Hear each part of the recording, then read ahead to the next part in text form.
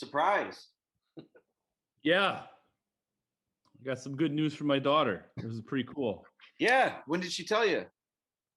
She told me right before we went down to Brookstone to see the sire and the bitch.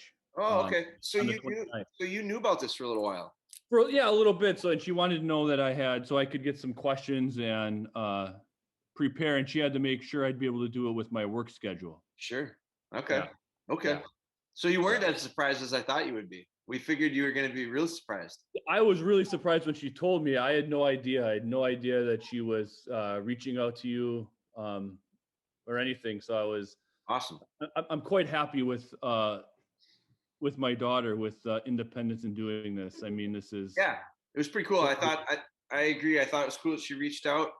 She had a nice message to me, and she said, "Hey, my dad's birthday's coming up, and I think I'd like to, if there's to be possible, I'd like to see if we could do something." And I appreciate your support. You've been a big supporter of what we're doing, and I thank you for that. And I said, so I just said, Ben and these guys, I said, I think I'm just going to reach out to this message that I got, and we'll set it up and line it up. So, so we're gonna do it. We've got a 45-minute window, and I got to put a hard stop on it at 45, only because I've got my kids tonight. So my daughter, or one of our daughters, has soccer, and my wife is taking her, and my wife is downstairs on a conference call right now as well, which might be part of the issue with the Wi-Fi, but I think we're in good shape. No, that sounds fine. That sounds great. I appreciate it. Thank you for the time. Yeah. So I don't know if you've seen any of the other, we've done a few of these now. Ben, we've posted a few of them, huh? Yeah. I listened. I went down to Kettle Moraine Hardwoods the other day, and I listened to the first winners. Sure. On podcast. Okay. Yeah. So we've done a few. I've really enjoyed them. I think they're, it's one of these things where it's nice because we can get some interaction back and forth. We make an effort to try to answer some questions that come to us by lots of different platforms. And this is just another way to do it. It's a little more interactive way to do it. And so I want the time to be yours as far as questions, and I'm going to do my best to fire answers back. I think the one thing going into them that I always tell people is, in an hour or 45 minutes, we're not solving the world's problems. What we can do, though, is try to specifically get into some details. And I think the best way, that's the idea, is to get the most out of this. So I want to kind of let you steer it a little bit. Now I'll let you kind of share where you're at dog wise, what things are, what things are on the horizon for you, and it'll help me. I have a touch of an understanding, but it'll help me kind of get my mind in line with it too. And then we'll go from there. Perfect. Yeah. So right now I have a 2.5-year-old lab, American, not a British. Sure. And we got him last minute in February 2019. We were ready for a dog, family dog first, and I said it would be great if I could have a bird dog. Sure. I was like, yeah, this would be great. And honestly, I wasn't ready. I don't think you'll ever be ready. It's like a kid; you'll never be ready for it. If you think you have a understanding, I didn't. I read a couple books. I thought I was ready. Had a really good foundation started, and then at 5 months, the wheels just kind of fell off with him. He turned 5 and he got the rebellious, right? Yeah. And I struggled, and I just so happened to stumble upon your hold condition video on YouTube. Okay. And that was like at 9-10 months, he was struggling with delivery. And I was like, oh, and he went through it. He did great. And then I kind of fell off with not training, but we just kind of had some really good momentum. And then my mom got a dog, and I said, oh, there's this trainer in Green Bay, and they should look at his videos. And that's when you were starting Bella Be Good. Sure.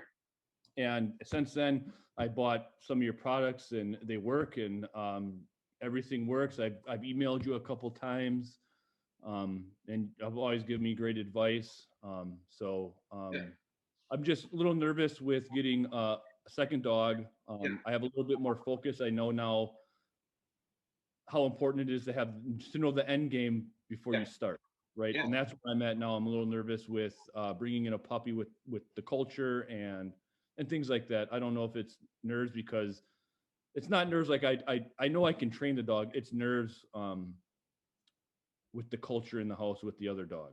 Sure. Where are you at with that other dog? So right now, last year was his first year duck hunting. Quiet in the blind, steady in the blind. He retrieves great. Walks off. He's not finished. I mean, he's green. He's wet behind the ears. Yeah. He's really good in the uplands for pheasants. He stays at that 25 yards. He checks in if he's out too far. Like he knows there's a window where he goes and he stops and he waits. Yeah. Sits to the flush, sits to the gunshot, things like that. But there's some times like in the blind where we shot at ducks and he couldn't see where he was in the blind and how it was. And then he wanted to break. Sure.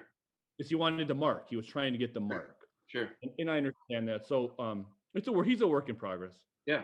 Well, at that age, I would expect it to be, like I've got dogs that are older than that I would say they're work in progress. So I don't think that's anything to be, hesitant to admit to. I think that's reality. And I think, I don't think you're using it. I don't think you're being defensive of it by any means, or you understand it. I don't think it's anything to be ashamed of. I think you're going to say the same thing in 2 years with this new puppy that comes in. Yeah. So I always say if I was to get invited to a duck hunt with a couple of buddies, I wouldn't take my shotgun. I would just handle. Sure. Right. He needs the retrieves under his belt. He needs to know the culture in the duck blind. Yeah. And I don't want that my excitement to boil him over because he feeds off it really well. Yeah. I mean, he really connects that way with me. So. Okay. So you've got one that's roughly 2 years old. Yeah. He'll be 3 in just January. So 2.5. He'll be 2.5 when we get the. Okay. And then you've got a new one coming in. So we're getting. So your podcast actually during very right before COVID, I started getting into your podcast before the whole COVID happened, and I listened to one of your puppy podcasts, and you started mentioning kennels, and I was kind of always intrigued to having multiple dogs growing up. I got struck by where the Redfern grows growing up. I had a teacher read it to us. 2 dogs, like what boy wouldn't like 2 dogs, and I called Josh down in Missouri, and the first 20 minutes were not about dogs at all. It was just about me as a person, him as a person, and it just felt right. Sure. Really important part of the puzzle, I think. Yeah, it just felt right. And he does some stuff with followed reality, and I watched his videos, and very similar to your style. And I mentioned you, and he goes, yeah, we used to tool around down at Wild Rose when we were younger. Yep. That's where I first met him. I really like Josh. I like what he's doing. I like his personality. I think he's got real nice dogs and good guy. Oh yeah. It's that idea of picking the person as much as the kennel when it comes to that. And I think Josh is a really good example of that. Yeah, and what's really nice is since we put our deposit down last year, every time I've emailed him, it's been within a day. Like I get a response. If I call, I get a response. And he's open, he's up front. You don't pull punches, so I love it. Yeah. So I wanted a UK lab. Ours is a great dog, but he's 65 pounds. He's tall. I would like a smaller dog because, well, 2 dogs is a lot in a car, in a truck. Yep. We looked and we picked on. This would be Bailey from Fenderwood's half sister is the bitch. Yep. Yeah. So the line is there. We're getting Patty. So it's a Patty and Amber from Brookstone. Sure. And the bloodline is awesome. I've seen them work. They're real patient. I'm really excited. We can't wait. She hasn't gone in heat yet, so we're waiting. Okay. She was supposed to be already bred. We were supposed to be June or July. We were supposed to get her, but now we're waiting. Yeah, good. Which so you went down and visited him though recently. Yeah, we went down and we got to see his setup, and we got to meet him, and sweet dogs, sweet little dogs. Cool. Real great dogs. So that really put me and my wife and my 2 children over the top. Yeah. Like we stayed down there and we were like, oh, we can't wait now. We could take them home now. Take her home now. Yeah. Awesome. Yeah. Well, I think that's a commitment that you made, and I do really believe in the idea of, you know, researching it as much as you can. And that's easy to do online. And this is a regurgitation of the podcast probably, but there's a lot of that stuff you can do from a computer. But then I think it's getting on the phone. I think it's talking. I think it's visiting and seeing and getting a feel for, because you go with your gut on a lot of this stuff. And I think that you get a much better understanding for the people that you're working with face to face. And so I have a deposit down on a puppy right now, a setter puppy actually. And it took me 3 years. I talked with, I bet, close to a dozen, not that many, but close to a dozen, 10 anyway, different kennels via email, phone call, pretty serious with a few of them, right down to the point of like the kennel that I decided to go with. I drove to Minnesota and visited them and spent a half a day or better with them. And when I left there, I made the right decision. These are the people that I want to get the puppy from. And so it's a different approach than some. It's not, when I was younger, it was, you opened up the paper on Saturday morning and you saw puppies ready to go home. So you went and picked one up. Like and I'm not saying there's anything wrong with that. It's just, I have seen it way too many times and heard the story way too many times of, I wish I would have done my homework a little bit more, and so maybe I'm taking it a little bit to the next degree of commitment to that, but it's because I really think that that's a big commitment you're making for a long time, hopefully a long time. It's never long enough, but those puppies are going to be with you for a long time, and you do everything you can up front to stack the deck in your favor. Yeah, that's my thing. So with the puppy we got first, my dog, my lab now, the male, hunting's in his line. He's not a trial dog. Hunting's in line. He is great. He's got a great nose. It's just,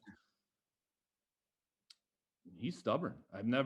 He's a stubborn dog. So it just, and I don't use a collar and things like that. And it's like, I called multiple kennels and I said, I called Riverstone. Sure. Right here. Right. And where are you from? I'm Madison. I live in Madison. Okay. Yep. Yeah. So, and I called and I was like, hey, and I talked and I asked if, do you think your dogs need an e-collar? Do they need a collar to be trained? And he goes, no, but we prefer it. And we think our line is going to that's how we prefer. And I said, well, it's not a risk I want to take. Sure. Sure. It's not a risk. Yeah. And I know Josh over there as well. And it's a style. It's just a style that they have. It's nothing. I'm not saying it's wrong at all. It's preference. And I think it's really important to match up preference when you're looking at doing this. So cool. So from a question standpoint, so you had a little bit of time to prepare for this. I didn't catch you totally off guard. What's on your list of stuff that you wanted to talk on? So first for the puppy. So we have land in Ashland area. I'm a grouse hunter. I do a lot of grouse hunting. Sure. So I'm really excited to see you with your setter. Yeah, me too. You may sway me. You may sway me a little, right? Yeah. But so is there anything specific now that you've been doing it, and if you were going to start a personal puppy that you would do just for grouse, like that you would add into the mix with training? No. So, and you're talking on a Flushing dog. You're talking on a Labrador. Yeah, a lab. No, I don't think there's anything special. Right. I think regardless of the end destination, whatever it is you're trying to go towards, you want a grouse dog, pheasant dog, a duck dog, a tracking dog, shed dog, doesn't matter. I think that there will be things that along that journey, you're going to start to narrow it down and dial it in more specific. But starting out with that puppy, I don't think it changes one bit in my mind of a foundation first, especially knowing. So you guys live near Madison. How many weekends a year do you grouse hunt? Now you got land up in Ashland. Is that what you said? Yeah, we have 40 acres adjacent to the Bibbin Swamp, okay. And then we're like 15 within a 15-mile radius. There's probably a dozen places to hunt. Yeah. Now, right. Camp up there? Do you have a camp or something? Cottage, cabin? It's a house, but we call it our cabin. Sure. So Yeah. how often do you go up there in the fall? In the fall, we're up there probably 2-3 times a month. Okay. So Yeah. let's just say the grouse season is a 90-day window or roughly 3-month window. You're up there 6 to 8 times probably. Yeah. Okay. So I look at that and I go, you probably do it. You're going to do it. If you do it with that consistency, you're doing it more than 90% of the guys that grouse hunt. Like there's a lot of people that grouse hunt 1, 2, 3 weekends out of the year because they're bow hunting, because they're duck hunting, because they're this, whatever. And that's, I get it. The point I'm trying to make is you're going to do it a lot more than most people. And it's still only 8 times a year, Yeah. So I look at it and I go, if you have this mentality, and I hear this a lot with hunting dogs, and I hear it a lot with the gung-ho hunting dog trainer guys, and I shouldn't say guys, I say guys, I mean people, but these hardcore hunters that are going to raise these dogs to be these hunting dogs, and all we got to do is worry about birds, and all we got to do is worry about building drive, and I hear them say this, and then I recognize and realize they do it 4 to 6 times a year. I go, but what about the other 50 weekends? What about the other 45 weekends of the year?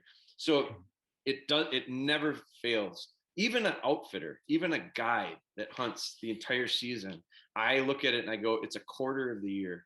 3/4 of the year is not. And I'm not a big proponent of the idea. This is me personally. I have dogs for much more enjoyment than just during the hunting season. So the thing that doesn't change is that's that foundation. And in order to do the hunting stuff the way you want to do it, you're going to have it. And in order to do the other stuff that's not hunting, you're going to have it as well. So I 100%, I think, like, are you going to do some gun dog work with it too? Are you not just going to upload it? No, it'll be upland gun dog, sheds, and tracking. Yeah, so you're gonna do like what I do with most of my dogs, a little bit of everything. And so the steadiness part, I think, needs to be put in. But the steadiness part helps you in the gun dog world, but then it also helps you in the soccer game world on Saturday weekends. And it helps you in camping, this spring when you're going trout fishing. And it's gonna help you with lots of different things. So I think you stay that course of foundation. And the cultural part, you mentioned cultural part before, with how this puppy is going to fit into your house. So I look at that and I go, it's the environment around it is very much going to dictate a lot of the outcome. So if there's concern there, I look at that between now and then, because the puppy's not even been bred yet. So we're talking a minimum of 63 days plus whenever it's between now and when it's bred. So that's already 2 months. And so let's just say it's another a month. At the minimum, you got 3 months. Now, I think my heightened sense of alarm would be, well, let's figure out how to get this the question in my mind, or the concern in the back of my mind, is the culture around here right now that we're going to introduce the puppy to. Let's start to shape that and make sure that it's going to be desirable, instead of waiting till the puppy gets here. And the whole time, first off, I'm going to take some stress off of your mind, because if you don't, you're going to wait for the next 3 months worrying about the culture when I bring the puppy in. And then when the puppy comes here, you're going to go, I really got to change it, because I see already what it's doing to the puppy. So I look at it and go, be proactive instead of reactive. And so we're going to start, I think you start looking at what can we start doing to shape the world we live in now at home to welcome this puppy in and hit the ground running. I think those are questions, and I don't know those answers because I don't know what goes on there, and I don't know what those concerns are. But whatever those concerns are, that's what I would address. Yeah. So like our dog now is place trained. There are times where our dog now does have free roam of the house. Like now that he's older and he's calm, like, he knows the expectation now in the house. So like when we're watching TV, if he sidles up to the side of the couch by me, and he'll lay down at my feet, right? Like that's okay. He's not always on play, right? And things like that. So it's just, I think it's just it's like an apprehension, like bringing in another dog. I don't know if it's the concern. I think it's the unknown. I think that's what has me kind of stressed, is like the unknown of not having 2 dogs. Sure. Right? And you won't know until you do. But I think one thing I will say is this: based on what you've told me about that first year of hunting, what's going on in your house right now with that dog, sounds like the dog's off to a pretty good start, like a real good start, actually. So I look at that, and so I'm telling you this not only because it's what I'm observing, but it's also to kind of give you something to think about and build off of as well. Is you probably got a pretty damn good one right now. Like Yeah. there's a lot of people that are listening right now that probably are going, hell, I'd trade for what he just described with his other dog and be real happy. So I know the grass is always greener on the other side. I know we can always get better. And I think that's a good, I think that's a good thing to have. It's a good trait to have, is to constantly wanting to improve. But I also have gotten pretty aware more recently to recognize when things go good, it's okay to say, that's pretty good. Enjoy it for a minute. Don't get hung up on it and get such a big head that you go, oh, it's where trouble comes in is when we start thinking we got it all, we know it all. That's when things creep up on us. So I would say enjoy the little wins and appreciate them, but then look at it and go, now, how do I get that to the next level? Because I will be honest, I could give you a dozen examples of things that have happened to me with my dogs over the last probably 5 years. Let's check relatively recent times, the last 5 years versus it could really multiply if you looked at the last 10 or 15 years of dog stuff for me. But the last 5 years alone, if you backed up 5 years ago, I probably would have felt pretty good about where I was with dogs as far as being able to turn them out and have them be what I thought to be very good. If you looked in comparison to the 10 years prior. Now I look back on the last 5 years and I can give you tons of examples where I go, man, I remember when all I wanted to do was say, I'd like to be able to do this, this, and this with them. And today I'm doing that and going, I really need to be able to do this, this, and this with them. Like I want to be able to go beyond. So I don't know that you should ever settle and be like, we're as good as we're going to get, because you never are. But I also think, the idea of I didn't get from 5 years ago, I didn't get from that point to here in like one big jump. I took a bunch of steps to get to it. And one specific example is I go to my dad's property. It's up north where he lives now. And it's a relatively big chunk of land. It's 10 acres. It's got woods. It's got different types of woods. It's got all this stuff. And I used to set up these trailing memories. And I remember setting them up and trying to do them with my dog, and it was too big of a memory, and it was just too challenging for them. There was too many cover changes, and it was just my dog wasn't able to do it. And I remember saying that was in the beginning of the summer. It was about this time in the spring, and I remember saying by the end of the summer, I'd like to be able to do this with my dog. So I worked pretty hard at it when I would go up there, and I slowly added levels to it of complexity. And by the end of the summer, I was doing it really easily. And I thought to myself, God, it wasn't that long ago I looked at this as my end goal of what I really want to get to. Then by the end of the summer, I looked at it and I went, this is pretty easy for my dogs. I actually need to I'm doing stuff double and triple that size now. But back then, when I started with that idea, if I had said, I want to do double or triple that, I'd have just been overwhelmed. Where instead I just went a little bit, a little bit, a little bit, a little bit. By the end of summer, I went, well, that's not really that challenging anymore for me or my dog. So a little bit, a little bit, a little bit, a little bit. Now I come in there and I need more than 10 acres because it's not big enough for us right now. So it's something you're going to look back on and go, these big things that look big, mountains today are little hills in 5 years or a year or, whatever the time is. Keep it in mind because it's constant. And you're always looking to get up that next bigger mountain. I am anyway. Yeah, I think we're very similar that way. I want to get from A to Z, but like you always say, it's A to B, B to C, C to D, right? And then once you're there, okay, what's the next step? Like that's how I am in life, everything I do, right? I'm very goal oriented in life. Yeah. So yeah. And that's, and that the thing that's going to come up probably is A to B, B to C, C to D, all the way to Z. The thing that's going to come up is how do I get from, E to F? Like I'm not sure where that, and so those are the things where information wise, that's where resources like our podcasts, our YouTube stuff, that's where I hope to help people by filling in those gaps, because giving them ideas of how they can make some of that fill. So yeah, no, it's nice that you have the Live with Surprise up, the Bella Be Good, the Cody Go Backs, they're all a one little with, different. yeah, the one with Cedar, even with Cedar. I mean, Yeah. those Right. like little things I watch, and I watch them and I go, oh, that's maybe something. Oh, I've noticed my dog does that. Maybe I should try that. Right. Right. To fix something, or oh, I could incorporate that to work on. Sure. And that's a good way of looking at it, because the it's not, and I hope I don't put this out to people in this way, is Bella Be Good is not a manual on how to train your dog. It's a chapter in a big book, and it's just one dog, and it's just and things changed with Bella through the series, throughout the series. So like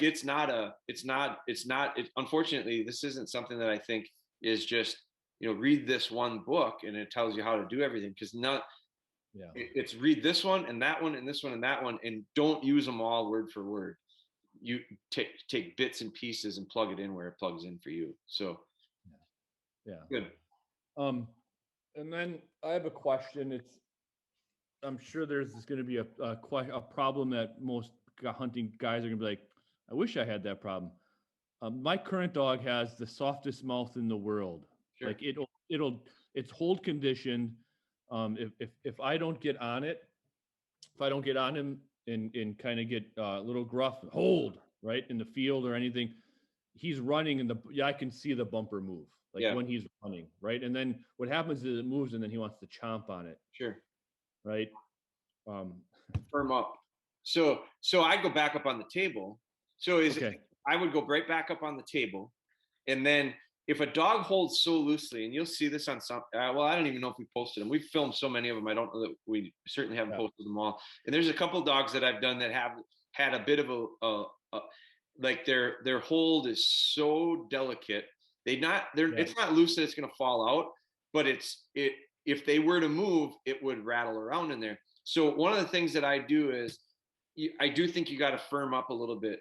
Tone wise usually helps it, because I think they become so relaxed. It's part of their comfort. They become so comfortable in this thing that they become kind of loose. And so one of the things I do is I go and I grab the dummy and I start wiggling it and I rattle it around.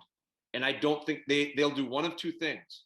They'll either open up because they go, I don't want that thing bouncing around in my mouth.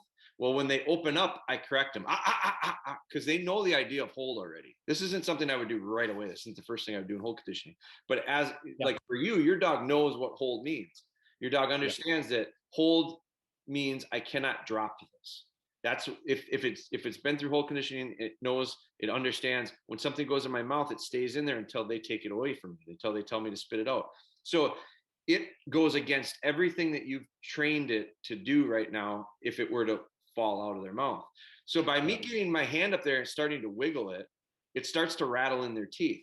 They've got two options. They can open their mouth and spit it out, but they know not to do that because they understand what hold is. So what's the only other way to keep that thing from rattling around in my mouth? I start to put more pressure on. So as soon as I start wiggling that, if they don't spit it out, if they do spit it out, it's an easy correction. Just like if they were spitting out the dummy on the table. But as I start to wiggle it and they realize I can't spit this thing out, they'll figure something to do. They're not just gonna sit there and take this. It is pressure. It's uncomfortable. So it's not pressure like a pinch or a hurt, but it's uncomfortable to feel this thing in my mouth. And so what do? I firm up, and you can even help them by taking your other hand and lift up under the chin. And as soon as you feel any amount of pressure on it, stop wiggling. And so now what the dog just put together 2 and 2 was firm up my grip. He stops wiggling it around and it feels better. And so you get loose with it, I start to rattle it. I'll take it and I'll start tapping it on the sides. And that's kind of how I gauge how much pressure I want a dog to have. I want a dog to have enough pressure on it that when I take it and I tap it on the side, it doesn't slide through their mouth.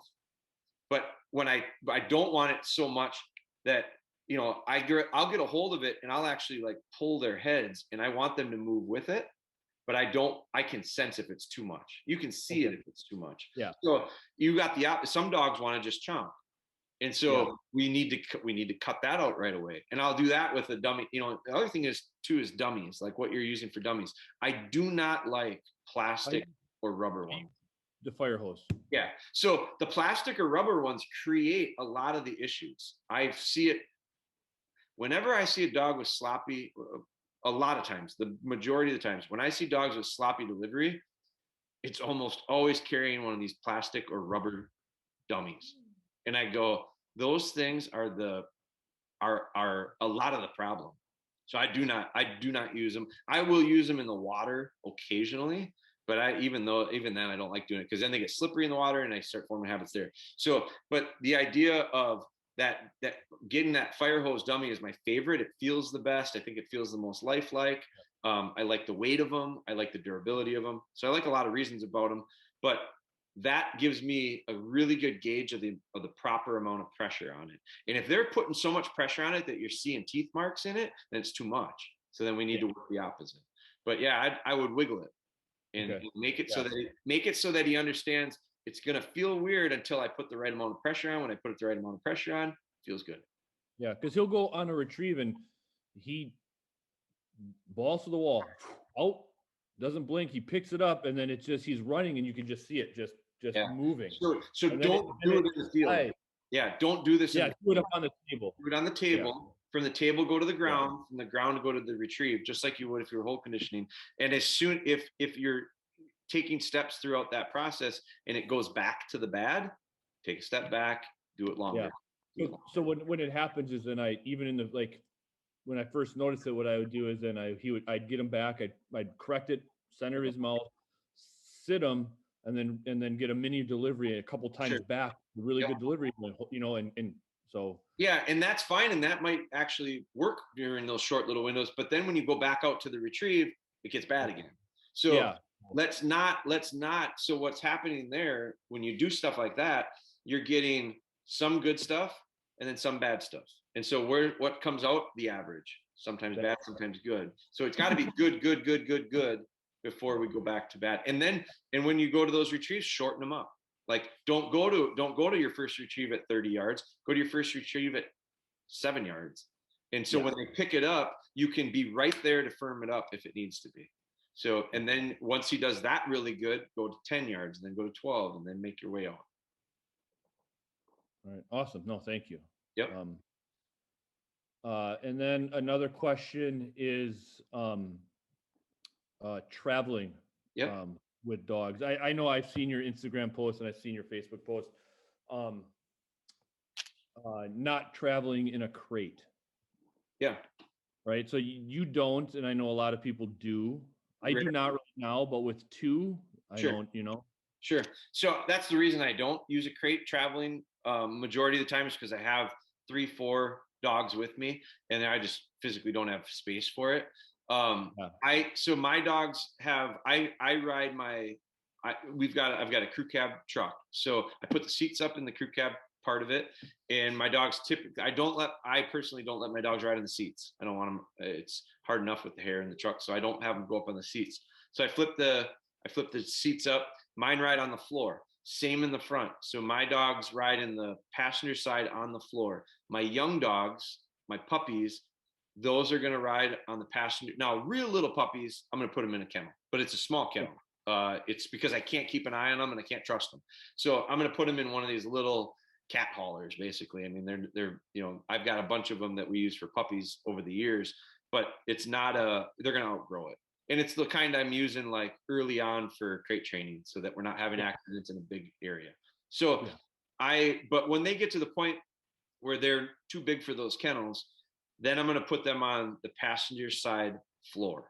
And my dogs learn to ride there first. And then as they get older and I can develop trust, they're going to go to the back. Like Bella, I bought a truck last year, and the very first time I put her in that truck, she chewed the floor mat on it. And I went, oh, you just the corner, but that's okay. And so, but it was my mistake. I left her in this unattended. So I shouldn't have. So, I'm not going to get on her too hard about it, but I made a point of, I don't leave this dog unattended here anymore. And so it took a while. By the time, I mean, it wasn't much longer than that, and she had understood that's not what she's allowed to do, and never had an issue with it after that.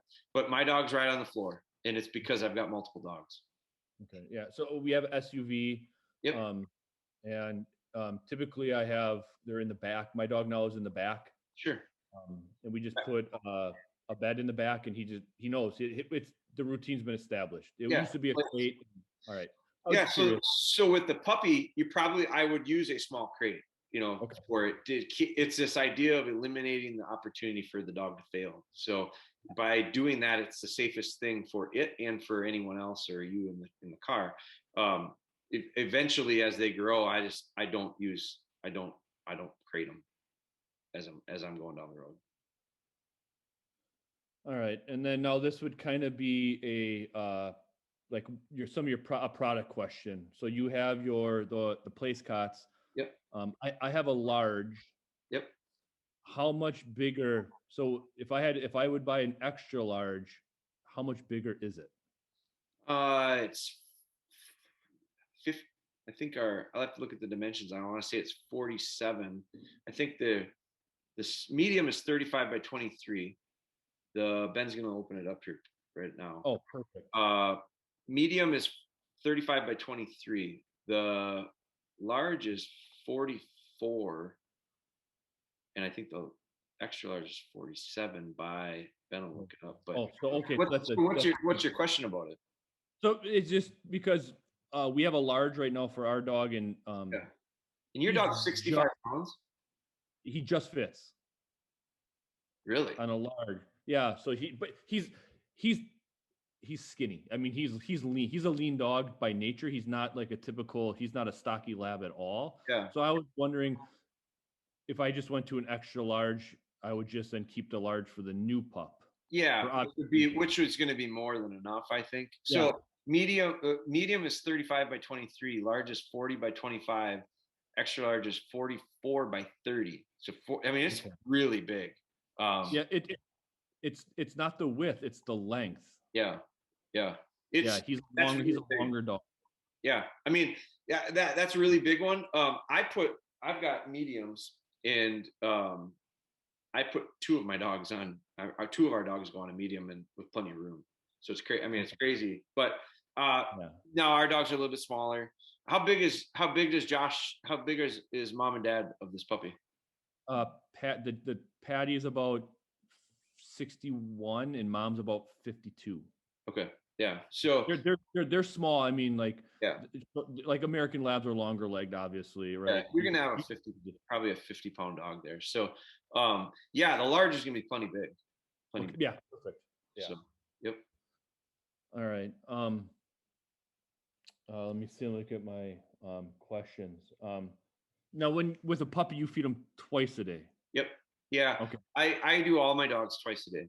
So usually when they come back from the kennel, they may be coming off of twice a day.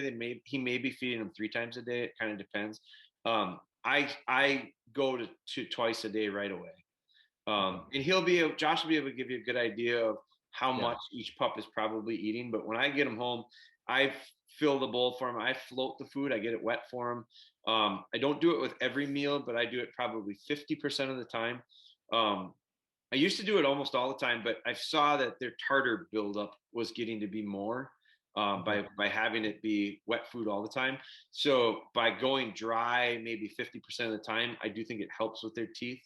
But he'll probably be able to give you a pretty good idea of where to start. But I always look at it and I go, all right, you got a window of time that the puppy's going to eat. You get the bowl of food ready and you fill the bowl, or get there's enough food there. Water it and then put it down for the pup and go through your routine. And when the puppy stops eating, that's when I determine, okay, that's how much it's going to eat per eating. And then the next time I adjust accordingly. So if I filled the bowl and like right now, my dogs are eating, each one eats a little bit different amounts, but it's about 1.5 cups twice a day. So mine are getting about 3 cups a day. So if I put 3 cups in to start out with, it's a nice full bowl for him. And if the puppy ate about half of it and then stopped, I'd say, okay, next time I'm probably going to put 2 cups in there and feed it. And if it stops just short of that 2 cups, well, then it's probably 1.5 cups is what we should be giving. And then if it eats it all up and it wants more, it's, it's not enough. So I'm going to gauge over the first couple days how much it eats in a sitting. And if it doesn't eat very much, then I'm going to cut the servings way down until it gets to the point where it eats it all up.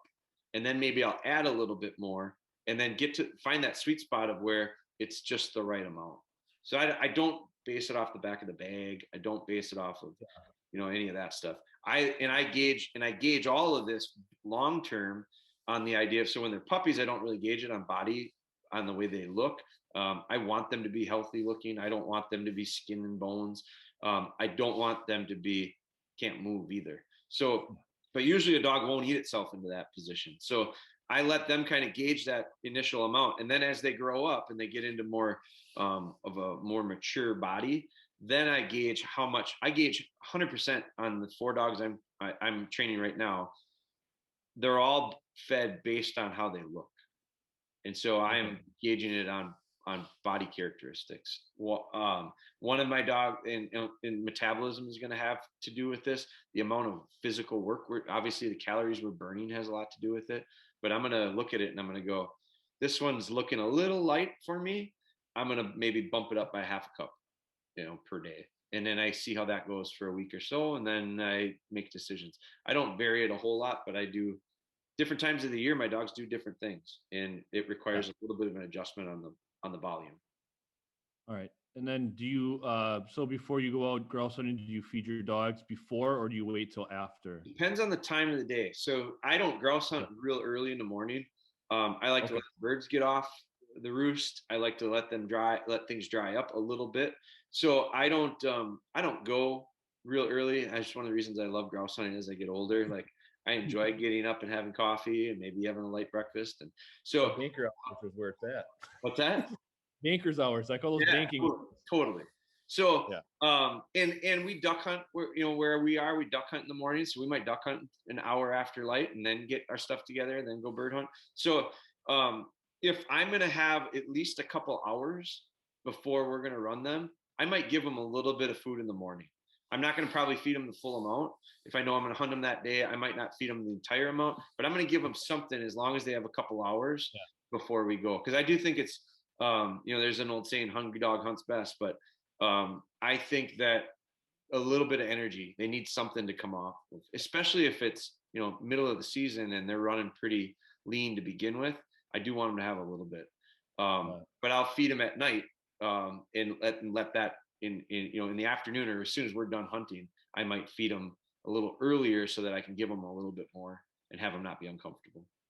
Okay. I give them during the day. The other thing that I started doing the last few years is I do give them stuff throughout the day. I'm using this. It's really high protein. I just bought some stuff from E3. Yes. I just got it today in the mail. Sure. And because from your recommendation, I want to try it before the hunting season, just so I can see how. What did you get? I got the trail mix? Trail bites or whatever they're called. Yeah. Yep. And then it was one of the kits. I got the stogies too, the beef stogies. Yep. The kit. So I like those protein poppers. I like the trail mix, and there's another one that I like. And like trachea or something. It's in there, yeah. That's in that in that trail mix. But they're real high in protein. And I have found I really think I noticed a really positive difference. I mean, it makes sense. It makes sense to me that as you're running throughout the day to get a little boost of energy, I do it. I mean, when I'm hunting, I'm going to stop and eat a candy bar, and it gives me a burst. So that's something I started doing that I think has really been a positive. All right. Yeah. No, thank you. I appreciate that. Yeah. Because I always wrestled. I know I hear advice. People say, oh, your lab, if you feed your lab before, they're prone to bloat and all these things. Yeah, I think you got to be careful. I think you don't feed right away. I mean, you don't hunt right after you feed them. You know, I think there's all sorts of stuff that can happen there, negatives with twisting of stomachs and all that. So, but if I got a couple hours, I'm okay giving them something. I just don't, not a full, I'm not going to give them a full bowl. And I actually think that the dehydration part is a big influence or a big factor when it comes to their performance. I really think we got to keep those dogs watered well. So that's something that I definitely increase the amount of water during the fall. All right. Almost to the point of like, I can't get them to drink enough. No. You know, I let them gauge that, but I'm going to always make sure that I'm giving them options for water. All right. So, all right. So you're from Wisconsin. I'm from Wisconsin. Are you a bourbon or a brandy old fashioned guy? Man, it depends on the supper club, my friend. We're big supper club people. So we are too. We've got the books. One of the things for our wedding was we got the 2 supper club books, and we have a 10-year plan to go to every one of them in the book. And so I always judge the old fashions at the supper clubs. That's part of mine. We write in the book and all that stuff. So cool. But I am if I go brandy, I usually go brandy sour, and if I go whiskey, I usually go whiskey sweet. And I go on kicks. I don't know that I'm so loyal to one or the other. I'll go into a place and I'll have a whiskey sweet, and it'll be so good that I'll order whiskey sweet going forward for a few supper clubs. And then all of a sudden I'll have one that I didn't like that much. So then I go switch and I go to a brandy old fashioned sour. But I always go with cherries and mushrooms. That's my, so I'm a cherry guy and my wife's a mushroom person. Yeah, so. I go both, man. I get greedy. Yeah. What's the place we went to in Schwartz's? Have you guys gone to Schwartz? Yeah. So no, isn't that the one with the big cow silhouette?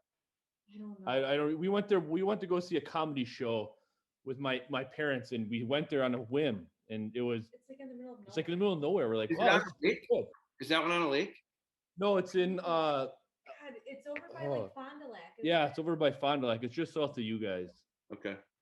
No, it's in the book. It's in the book. With an A. Yeah. So and then are you a fish fry or prime rib guy? Right. This is supper. I'm prime rib. We're usually a Saturday. Okay. And so I'm usually either ribeye or prime rib if they have it. But there's a few that we do fish at, but my wife is big baked. She'll do baked haddock. That's kind of her go-to. But I'm a steak guy. If I'm going to supper club, I'm a steak guy. But we'll do some of the stuff that if they've got specials. I do I'm not usually a pork or pork chop guy, but if you're ever up in Sugar Camp, there's one called the White Stag. It's kind of by our cabin. All right. They have a really good smoked pork chop. It's one of their specialties, and it's unbelievable. So Ben's had that one. I took him there. He put a roof on my cabin with me, and we went there, and that's really good. Hard to beat. But so I'll look it up, especially in the book, or we'll do some online research, and we'll try to figure out what are they known for. And I like to do that. I had duck once. I think that's a big supper club thing, and so I had the duck once, and I don't think I'd ever do that again.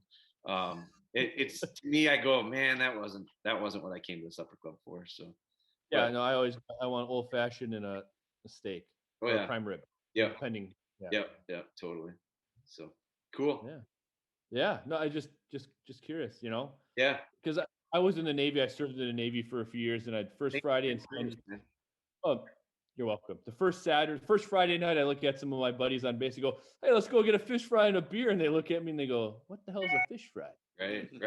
Yeah, it's a very cultural thing, and I love the culture about it. It's one of my favorite parts about the Midwest. I really enjoy it. Yeah. So cool. Well, I appreciate it, man. Yeah, thank you. I appreciate it. I appreciate you reaching out and responding to my daughter. I mean, she was over the top. She's a big a dog trainer as I am, and she loves it. And great. She waits patiently for the alert for YouTube for the Cali series. So awesome. We really appreciate what you guys are doing for support for us, and keep me posted. Let me know how things go, and obviously reach out when things come up. So yeah, Thank you. I appreciate it. Thank you. Wonder Boy, I like the stash, by the way. Yeah, I'm we loving it. gotta bring Oh, it back. you know, Don't I'll put keep fuel it on his back for a fire. while. Don't put fuel on his Right. fire. Come All on, right. it's good. It's good. Yeah. All right. Take it easy. Thank Take you care. so much. You bet. All right. Bye.